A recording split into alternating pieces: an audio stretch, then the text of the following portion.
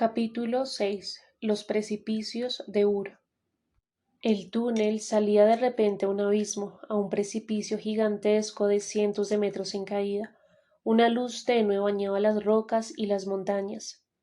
Era el atardecer, de un sol azul que impregnaba las cosas y el aire de una atmósfera alucinante, como si todo se tratara de un sueño fantasmagórico y no de un mundo subterráneo de verdad. Sonidos volcánicos distantes le daban al lugar un aspecto aún más misterioso. Recuerdo que cerré los ojos y los volví a abrir para estar seguro de que no estaba soñando. Llegué incluso a pellizcarme. No podía creer lo que estaba observando. La voz de Yasset me sacó del ensimismamiento.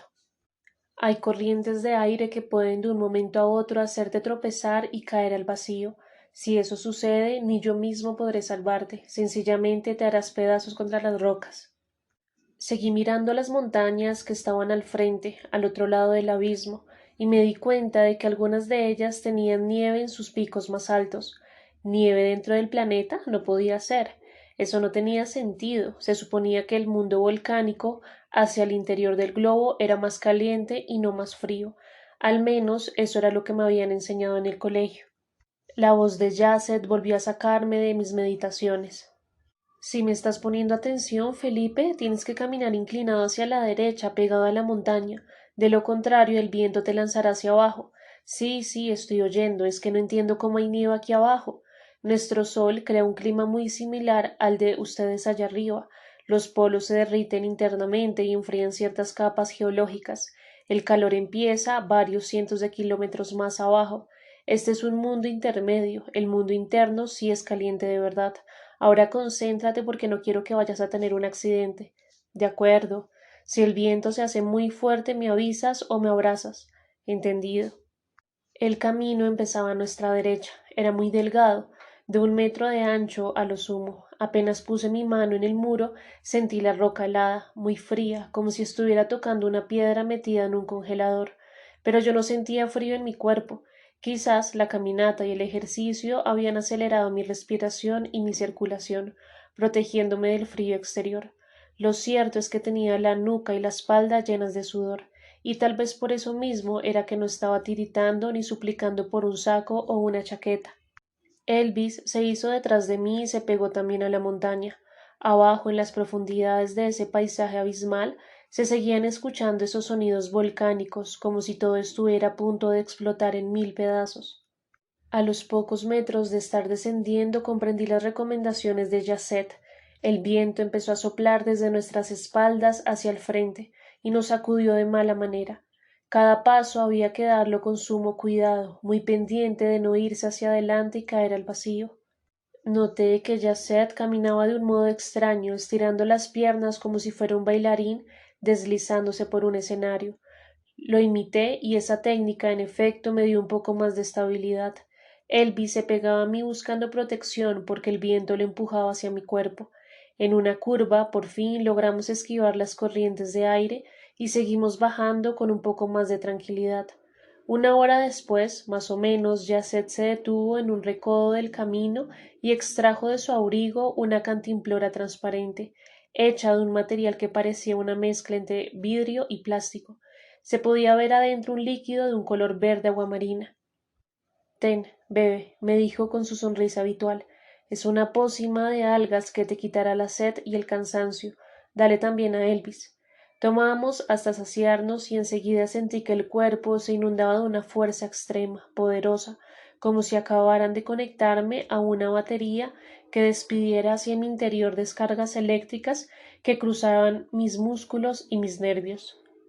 Elvis debió sentir lo mismo porque enseguida paró las orejas, ladró varias veces y me miró con los ojos encendidos, como si tuvieran las pupilas unas chispas incandescentes. Continuamos con el descenso y pude notar que estábamos cada vez más cerca de llegar a la base del abismo, donde yo creía que corría un río caudaloso.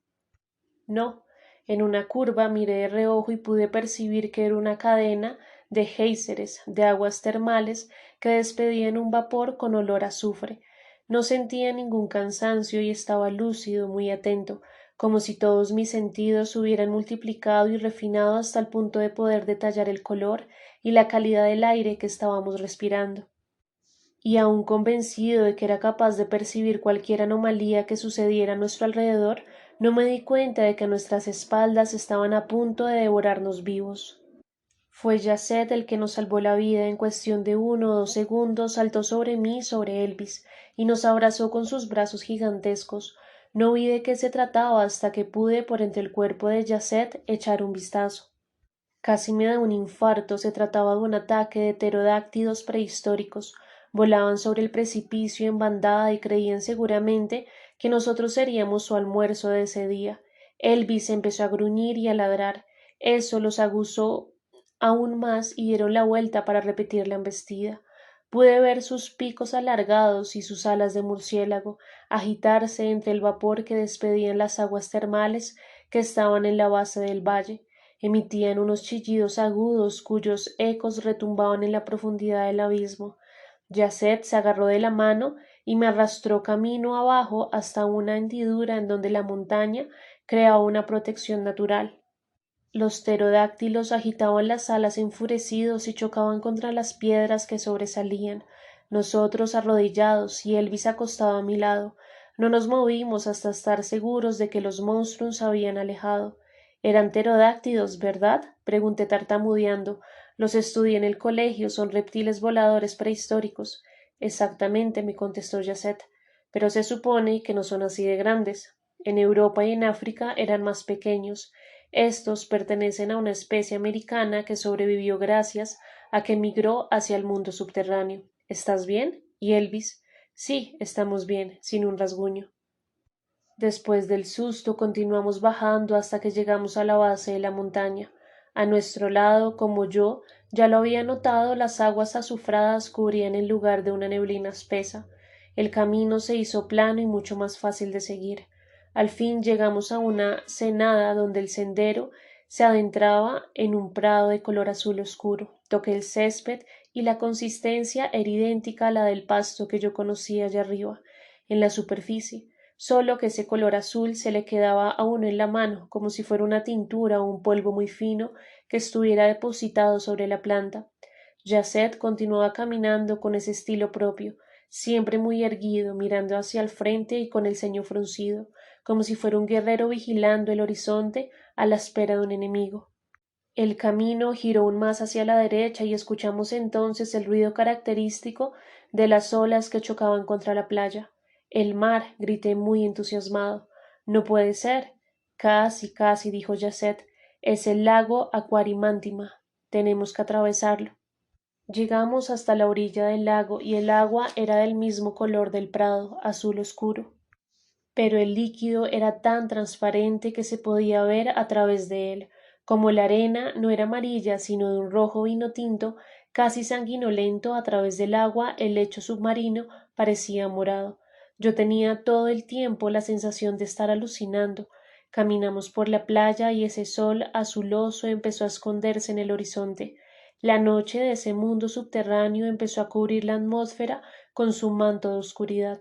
No recorrimos ni un kilómetro siquiera cuando vimos sobre las aguas la imponencia de un barco muy antiguo. ¿Vamos a navegar? Pregunté con cierta dicha contenida, pues nunca me había subido antes en un barco de ese tamaño. Solo había montado en unas lanchas pequeñas en alguna de mis vacaciones. Tenemos que atravesar las aguas de Aquarimántima, aseguró Yacet mientras llegábamos a los pies de la embarcación. Pude notar que estaba construida con varas de algo que parecía bambú, o lo que nosotros llamábamos guadua, solo que parecía un material más maleable, más fácil de doblar. La nave tendría unos 20 metros de largo, 10 de ancho y unos 3 metros de alto. El mástil era de una madera distinta, más fuerte, más firme. Subimos a bordo por un puente de tablas de color verde. Elvis miraba todo muy sorprendido, tan extrañado como yo. Yacet soltó un lazo que mantenía la embarcación en la playa, y enseguida nos empezamos a adentrar en el agua. El sol desapareció definitivamente en el horizonte y la noche se apoderó de ese mundo subterráneo donde aún me estaban esperando más sorpresas. Capítulo 7. Aquarimántima. Navegamos por espacio de unas 2 horas en completa tranquilidad. Yasset había desplegado una vela triangular y estaba muy concentrado llevando el timón. Era curioso ver el techo de esa realidad intraterrena y por supuesto no detectar ni una sola estrella. La cúpula era completamente negra y ninguna luna iluminaba esa oscuridad compacta y cerrada. Desde un principio me di cuenta de que la nave tenía más lámparas al frente y a los costados que alumbraban varios metros a nuestro alrededor. Me pregunté si eran luces eléctricas, a gas o de algún componente desconocido. Elvis estaba echado a mi lado con el hocico sobre mi pierna derecha. Le pregunté a Yasset si en Shambhala se reproducían como nosotros, si tenían hijos y familia. Me respondió que no, que cada uno de ellos vivía 400 años humanos y que luego dejaba en un laboratorio una especie de órgano interno a partir del cual nacería el nuevo ser. Por eso siempre la población tenía el mismo número y no crecía. No había hombres ni mujeres, todos eran andróginos. ¿Y no se enamoran ni hacen pareja? Le dije sin entender todavía esa forma de organización social. No como ustedes, me respondió él sin soltar el timón de la embarcación. Sentimos un afecto profundo más cercano a la amistad. Vivimos en grupos de varios de nosotros que decidimos compartirlo todo. Los llamamos matrices. En una matriz pueden vivir 3 individuos o 40. Es una especie de acuerdo al que llegan sus integrantes. ¿Y se besan y se tocan como los novios humanos? Pregunté yo recordando a Fernández, mi vecina y compañera de colegio, con la que ya nos habíamos besado 2 veces en la boca. No, porque no sentimos atracción física, no necesitamos unirnos a otro ser para reproducirnos.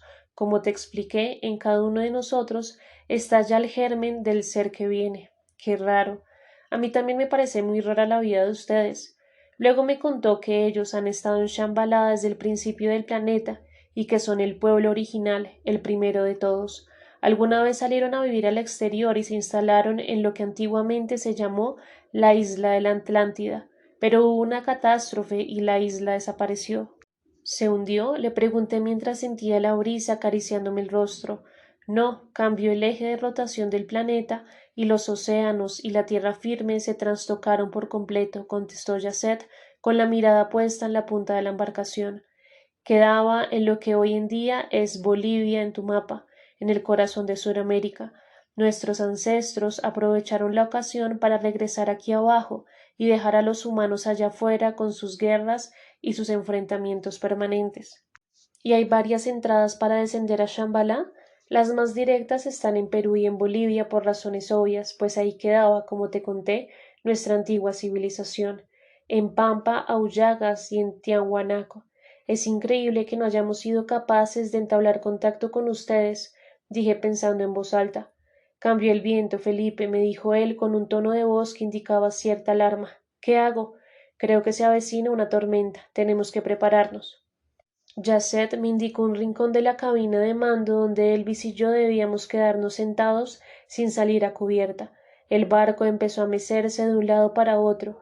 El viento soplaba con fuerza y agitaba la vela hasta casi romperla. Vi que Yasset hacía todo tipo de maniobras para equilibrar la nave e impedir un naufragio. Me pregunté qué pasaría con mi familia si yo llegaba a morir en esa aventura subterránea, lejos de todos. Nunca se enterarían de mi muerte y me darían por desaparecido.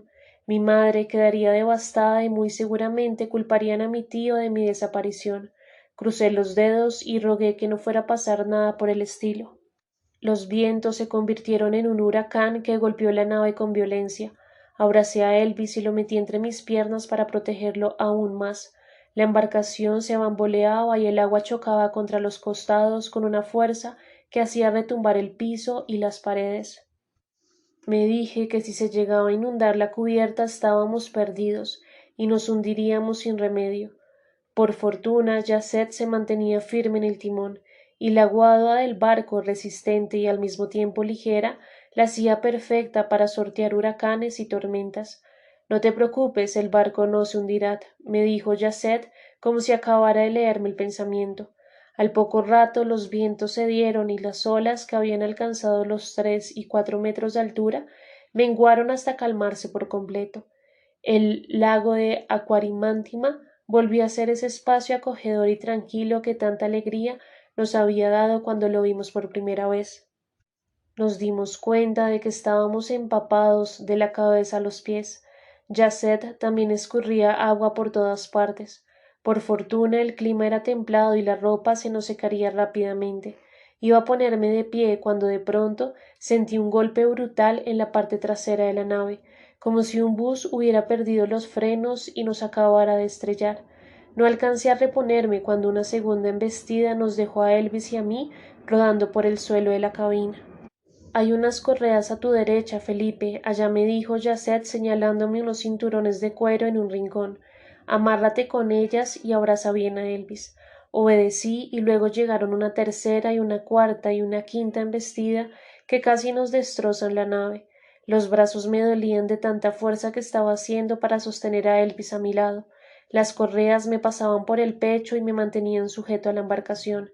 Es un pliosaurio, dijo Yasset, pero ya lo estamos esquivando. Con mucho esfuerzo logré ponerme de rodillas y mirar hacia atrás. Un monstruo gigantesco, enorme, de unos 15 metros de altura, mostraba sus fauces abiertas y gruñía con un sonido ensordecedor. Cada diente era del tamaño de mi regla escolar. Recordé que mi tío me había dicho que en Villa de Leyva, precisamente por haber sido un océano, habían habitado todo tipo de bestias marinas prehistóricas. Nuestro viaje parecía una expedición al pasado. El barco siguió navegando a buen ritmo y dejamos el pliosaurio rezagado. Me quité las correas y por primera vez en mucho tiempo pude estirar las piernas y ponerme de pie. Qué susto, le confesé a Yasset haciendo referencia al animal del que acabábamos de escapar.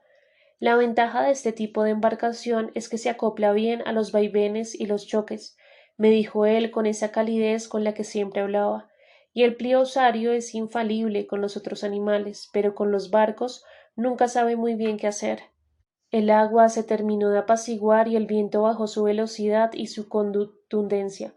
Una cierta tristeza me embargó. Pensé en mi mamá, sola, enfrentando las infidelidades de mi padre, y por unos segundos me hubiera encantado estar a su lado y fortalecerla, darle ánimos, decirle que ella podría, sin duda, vivir sin él. Y pensé también en el tío, en sus cuevas y sus manuscritos. Si ya habían reportado mi desaparición, estaría como un loco buscándome por todas partes. Lo peor es que se sentiría culpable, lo cual era una injusticia, pues si yo estaba metido en ese lío no era por él, sino por mí mismo, porque quería comprobarme que yo sí era capaz de enfrentar adversidades, de correr aventuras y de salir airoso de ellas. Algún día sería un hombre y no quería convertirme en un tipo sin carácter, pusilánime y melindroso. Y si lo quería lograr tenía que empezar desde ese mismo momento, atravesando el lago de Aquarimantima para llegar a Shambhala sano y salvo. Un pez que nunca había visto antes empezó a nadar junto a la embarcación, y de vez en cuando sacaba la cabeza y mostraba sus ojos amarillentos. Era muy largo y fuerte, y tenía una dentadura que se abría hacia abajo, como si la parte inferior de la mandíbula no pudiera cerrarse. Es un Helicoprión, dijo Yasset desde el timón. Aquí cambian las corrientes y ya lo vamos a dejar atrás. La nave giró hacia la izquierda y como lo había anticipado Yasset, el pez siguió derecho y lo perdimos de vista. Entonces apareció frente a nosotros una playa de color azul fosforescente, y pudimos reconocer allá lejos el follaje de unos árboles y las curvaturas de unos promontorios que indicaban que estábamos prontos a desembarcar. La playa de Lapislázuli, afirmó Yasset emitiendo un suspiro. Yo, ingenuamente, creí que ya lo peor había pasado. Era al revés. Lo peor estaba por llegar.